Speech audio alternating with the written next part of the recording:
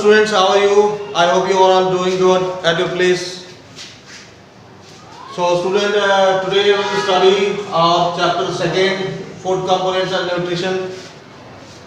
इससे पहले food components में हमने पढ़ा था कार्बोहाइड्रेट्स, फैट्स, प्रोटीन्स, मिनरल्स, ये सारे हमने इससे पहले वाले वीडियो पढ़े थे। और जो लास्ट न्यूट्रिएंट है फूड कंपोनेंट का, दैट इज वाटर। अभी वो लास्ट न्यूट्रिएंट वाटर के बारे में देख लेते हैं। Water, almost 70% of our body weight made by water. जो हमारे बॉडी का जो वेट होता है ये 70% तक वाटर की वजह से ही होता है। बॉडी का जो हमारा वेट 70% तक होता है वो just because of the water. Water nutrients उसमें होते हैं। सेकेंड पॉइंट है, some water presents in our cells and some of them in blood. Water जो होता है, वाटर एब्जॉर्प्शन जो हमारे बॉडी की साइड से होता है, तो कुछ वाटर जो होते हैं वो हमारे बॉडी में, बॉडी के सेल्स में प्रेजेंट होते हैं। बॉडी में सेल्स पाए जाते हैं। आपको पहले भी बता रखा था मैंने कि लिविंग ऑर्गेनिज्म में सेल्स पाए जाते हैं, whether it is human being और प्लांट्स और एनिमल्स व्हाटएवर। तो वाटर जो होते हैं वो बॉडी के सेल्स में ही पाए जाते हैं और दे और some of them are in blood, और हमारे ब्लड में भी वाटर की मात्रा पाई जाती है। वो कैसे? Plasma is in blood are the liquid parts of the water. अभी मैंने बोला कि सेल्स में भी वाटर पाए जाते हैं और ब्लड में भी वाटर पाए जाते हैं। तो ब्लड में जब आप ब्लड की डिटेलिंग पढ़ोगे, ब्लड का डिटेल्स पढ़ोगे, मे बी नेक्स्ट चैप्टर में होगा, तो ब्लड में एक प्लाज्मा भी पाया जाता है। तो ब्लड में जो प्लाज्मा पाया जाता है वो प्लाज्मा की जो लिक्विडिटी होती है, जो लिक्विड स्टेट में जो पाया जाता है, वो just because of water. Water की वजह से वो प्लाज्मा की लिक्विडिटी वाली स्टेट वहां पे दिखती है। तो इससे ये प्रूफ होता है कि ब्लड में भी वाटर का प्रेजेंटेशन होता है। कुछ रोल है वाटर के। वाटर के क्या इंपॉर्टेंट रोल है? Break down the complex food nutrients into simpler form in digestive system. Break down the complex food materials. जो complex food materials होते हैं, जो काफ़ी जो solid food होते हैं, उनको ये break down करता है simpler form में, simpler material में। जब हम खाना खाते हैं, सिर्फ हम खाना ही, सिर्फ हम फूडिंग ही तो नहीं करते, हमें पानी भी पीना पड़ता है, वाटर भी चाहिए हमारे को। तो वाटर करता है क्या, जाके खाने का जो कॉम्प्लेक्स पार्ट होता है, जो जल्दी से डाइजेस्ट नहीं हो पाता, उनको ब्रेक डाउन करता है। मतलब फूड को ब्रेक डाउन करना ही इसका काम है वाटर का। पानी पीते हैं, वो पानी जाके खाने को, अंदर भोजन को अलग अलग टुकड़ों में ब्रेक डाउन करता है सिंपल पार्ट में, डाइजेस्टिव सिस्टम के द्वारा। अब डाइजेस्टिव सिस्टम हमारा पढ़ाई था कल हमने। तो डाइजेस्टिव सिस्टम जो हमारे डाइजेस्टिव सिस्टम में हमारे माउथ आता है, माउथ, टंग, ये इंटेस्टाइन, पैनक्रियाज, ये सारे डाइजेस्टिव सिस्टम है। तो इन पूरे डाइजेस्टिव सिस्टम में जो हमारा फूडिंग का काम होता है, खाना खाते हैं, खाना खाने के बाद वो यहाँ पे सलाइवा मिलके और खाने को पहले सॉफ्ट करता है, जिसकी वजह से खाना मीठा होता है। उसके बाद से फूड पाइप के द्वारा स्टमक तक जाता है।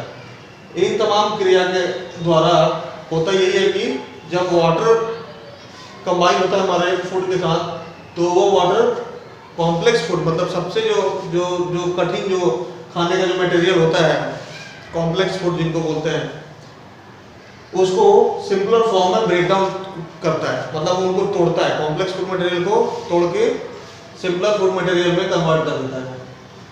और क्या करता है water? Helps our body to absorb nutrients from food.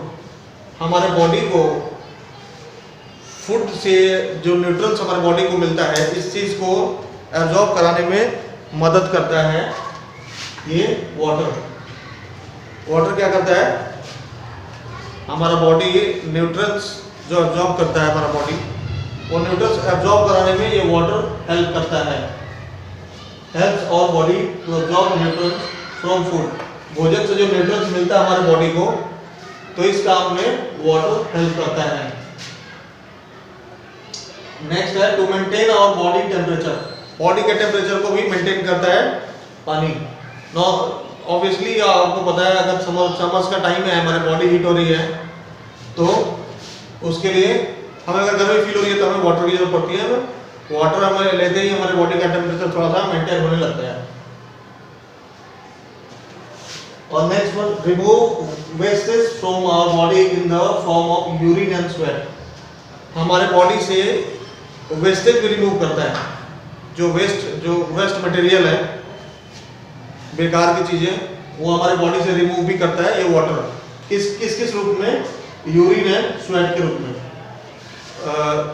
Urine जो हमारे बॉडी से निकलता है और स्वेट जो निकलता है बॉडी से, पसीना, तो ये यूरिन और स्वेट ये वेस्ट मटेरियल हैं, हमारे बॉडी से निकलते हैं, तो ये भी हमारे वाटर के थ्रू ही ये पॉसिबल होता है।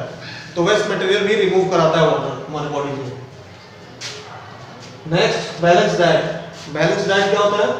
A diet containing all the nutrients in their proper quantities is called balance diet. वो बैलेंस डाइट जिसमें न्यूट्रिएंट्स का प्रॉपर क्वांटिटीज हो। A balance diet containing all the nutrients in their proper quantities. सारे nutrients होते हैं इसमें balance diet में, लेकिन प्रॉपर क्वांटिटीज में होते हैं।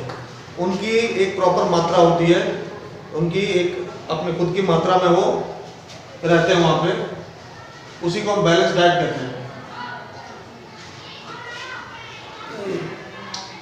इनको बैलेंस डाइट को हम एनर्जी गिविंग फूड्स भी बोलते हैं। जब सारे न्यूट्रिएंट्स हमें मिल रहे हैं ऑलरेडी, तो वो एनर्जी गिविंग हो गई, एनर्जी गिविंग हो गई, एनर्जी गिविंग फूड्स बोलते हैं, या बॉडी बिल्डिंग फूड्स भी बोलते हैं। ऑब्वियसली सारे कंपोनेंट है उसमें। प्रोटेक्टिव फूड भी बोलते हैं। बैलेंस डाइट लेंगे तो वो भोजन प्रोटेक्टिव फूड ही होगा, वो फूड प्रोटेक्टिव फूड ही बोलेंगे उसको, क्योंकि वो बैलेंस डाइट है। It's not the same for everyone. It's not the same for everyone. सबके लिए ये बैलेंस डाइट सेम नहीं होता, हर किसी के लिए सेम नहीं होता, अलग अलग भी होता है। In fact, depends on age, sex and type of work. सबके ये बैलेंस डाइट सबके लिए सेम नहीं दिया जाता। ये डिपेंड करता है एज पे, सेक्स पे और टाइप ऑफ वर्क पे। आपकी एज कितनी है उस पर ये डिपेंड करता है। आपकी एज जिस टाइप से होगी उस टाइप का बैलेंस डाइट आप लेंगे। सेक्स मेल हो फीमेल हो उस पर डिपेंड करता है। टाइप ऑफ वर्क किस टाइप का काम करते हो उस पर डिपेंड करता है, उसके अकॉर्डिंग आपको बैलेंस डाइट दिया जाएगा। In childhood, he or she needs more proteins in growing age. अगर आप चाइल्डहुड में हो, बच्चे हो, बचपनावस्था में हो, तो आपके बचपन में बॉयज या गर्ल्स को प्रोटीन्स की जरूरत होती है। जब ग्रोइंग एज हो, जब आप ग्रो कर रहे हो, जब आपका विकास हो रहा हो, तो उस टाइम जो बैलेंस डाइट की जो मात्रा है उस तरीके की दी जाती है। Nursing mothers and pregnant women need proteins. जो नर्सिंग मदर्स होती है, जो जिनका जस्ट अभी जो माँ बनी है, बच्चे की जो माँ बनी है, या फिर जो प्रेग्नेंट लेडी है, उनको जो प्रोटीन्स की जो मात्रा होती है, जो बैलेंस डाइट की जो मात्रा होती है, वो उस तरीके से दी जाती है। Hard working labours need more fats and more carbohydrate. Hard working जो लेबर्स है, जो मजदूर होते हैं, जो बहुत ज़्यादा हार्ड वर्क करते हैं, उनको बहुत ज़्यादा फैट्स और कार्बोहाइड्रेट्स की जरूरत पड़ती है टू गेट एनर्जी लेने के लिए। एनर्जी के रूप में उनको फैट्स और कार्बोहाइड्रेट्स लेने की सलाह दी जाती है, जो मजदूर होते हैं, जो बहुत ज़्यादा हार्डवर्क करते हैं। तो यहाँ पे देखा कि बैलेंस डाइट हर किसी को अलग अलग तरीके से दिए जाते हैं। बचपन में ग्रोइंग एज में कुछ अलग बैलेंस डाइट होता है किसी का, जो नर्सिंग है या प्रेग्नेंट वुमेन है उनको बैलेंस डाइट अलग तरीके का दिया जाता है।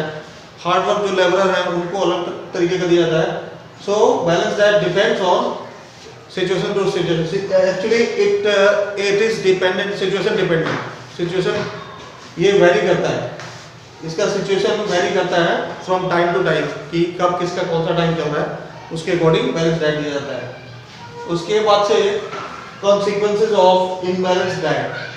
बैलेंस डाइट तो संतुलित आहार, जिसको शुद्ध हिंदी में आप लोग बोलते हो संतुलित आहार, तो ये ठीक है, जिसमें कंप्लीट सब कुछ है। कॉन्सिक्वेंस ऑफ इम्बैलेंस, अब जिसमें संतुलित कुछ भी नहीं है, उनका कॉन्सिक्वेंस का परिणाम क्या होता है? इम्बैलेंस डाइट का। बैलेंस डाइट का ठीक उल्टा होता है इम्बैलेंस डाइट। इनका परिणाम क्या होगा?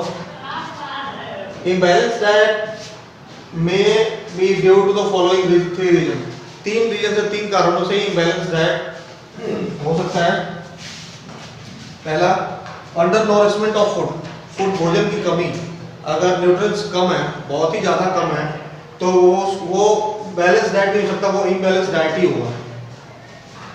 दूसरा, एक्सेस ऑफ फूड, भोजन की बहुत ज़्यादा अधिकता है, बहुत ज़्यादा भोजन आ गया, ओवर न्यूट्रिएंट्स बहुत ज़्यादा आ गया। मान लो कि कार्बोहाइड्रेट का 10% चाहिए, प्रोटीन्स 10% चाहिए, तो कार्बोहाइड्रेट 100% हो गया, प्रोटीन 200% हो गया, बहुत ज़्यादा अधिकता हो गया, एक्सेस हो गया, तो वो भी एक रीजन हो सकता है इम्बैलेंस का। बैलेंस डाइट वो भी नहीं होगा, वो भी इम्बैलेंस डाइट ही बोला जाएगा। थर्ड रीजन है the food lacks in some essential components, nutrients मिला ही नहीं। खाना तो खाया हमने, खाना खाया, फूडिंग हमने की, बट उसमें प्रॉपर न्यूट्रिएंट्स नहीं पाए गए, न्यूट्रिएंट्स की मात्रा ही नहीं है उसमें, कुछ भी है ही नहीं। तो ये तीसरा रीजन है इम्बैलेंस डाइट का, राइट। डिफिशियंसी डिजीजेस, इनके डिजीजेस क्या क्या हो सकते हैं जो बैलेंस डाइट अगर हमने फॉलो नहीं किया तो डिजीजेस जो होंगे, तो देखते हैं फूड कंपोनेंट्स जो होते हैं उनके उनसे डिफिशियंसीज क्या क्या होते हैं। डिफिशियंसी ऑफ कार्बोहाइड्रेट्स, कार्बोहाइड्रेट की जो कमी होती है उससे क्या हो सकता है? Leads to weakness, loss of stamina. Carbohydrates की अगर कमी हमारे शरीर में होती है तो वीकनेस शुरू हो जाती है, हमारे बॉडी को बहुत ज़्यादा कमजोरी फील होने लगती है और स्टेमिना भी बहुत ज़्यादा खत्म होने लगता है, हमारे बॉडी में स्टेमिना की कमी होने लगती है। वैसे ही डेफिशिएंसी ऑफ प्रोटीन, प्रोटीन की डेफिशिएंसी क्या होगी? प्रोटीन की अगर कमी होगी तो क्या होगा?